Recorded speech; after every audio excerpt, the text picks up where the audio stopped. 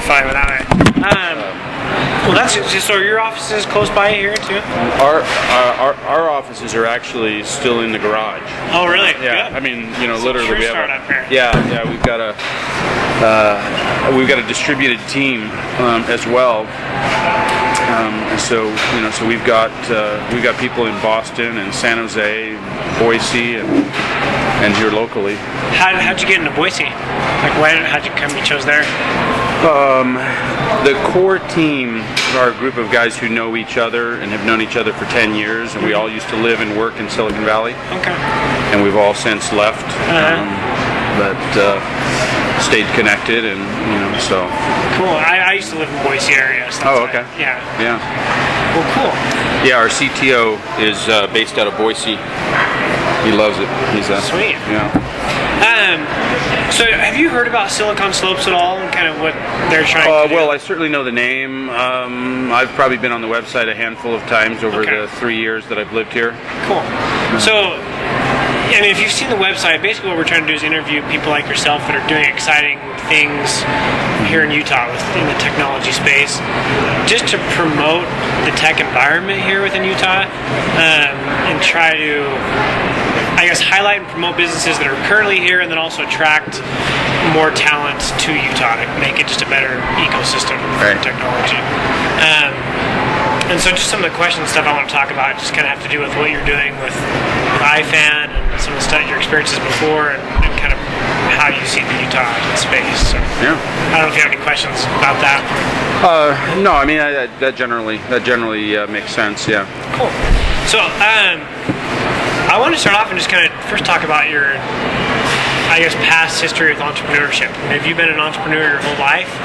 What are some experiences you've had, with entrepreneurship, either growing up or just until now? Well, yeah. I mean, I think, in my opinion, entrepreneurship is something that's in your blood or it's not, and it's always been in mine. From my first lawn mowing business and paper route and all that, to the beginning of my professional career after my graduate work when I took my first job in the Bay Area in Silicon Valley. Within about 3 to 4 years of being there, I started my first company, and eventually we went on to do 2 others out there, and we had some success, or we had one that failed, and one that returned everybody's money, and one that was a home run, and so it was great. Silicon Valley is a great place to start a company. It's not exactly the kind of place I wanted to raise my family, and so I eventually moved out here. But starting companies is what I do. So, what made the difference between the one that failed and the one that was a home run, do you think? Well, the one that failed, we were from the beginning, we were confident we could make a product that people would like, and people would buy. We weren't sure if we had a business or not, and we didn't spend enough time really validating whether or not there was a business. Meaning, were there really enough people who would buy at big enough margins and with a easy enough sales effort? It turned out that we were right. We had a product.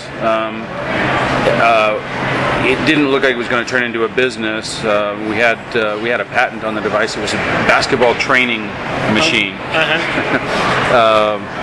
We subsequently licensed that patent, and actually, some people have been able to build a successful mom and pop scale business out of it. Yeah. But it wasn't. Yeah, it wasn't the kind of big opportunity that we were really wanting. Okay. Yeah. And then what made the home run, do you think? I mean, what was the key factors that kind of went into focus on the product, just making sure the product did what the market needed it to do. And it took a long time. It was a medical device, actually. And it took a long time. It was about 8 or 9 years from the day we founded the company. There were 5 of us, 4 doctors and myself. It was about 8 or 9 years from that point until we IPO'd. Cool. So it was a long battle. Awesome. So, talk a little bit then about iFan Media and kind of how that got started. Well, iFan Media hatched during a sabbatical period for me after Fox Hollow Technologies, the medical device company, was acquired, and we had a nice exit, and I took some time off, and I was playing with my new iPhone and experimenting with this new thing called Twitter, and starting to get into Facebook, and I'm a passionate sports fan. I'm going to ask you about that So in a second. yeah, and, so as I looked at how those new technologies were impacting that part of my life, the seeds of iFan sprouted, and it was it was initially a focus on communities.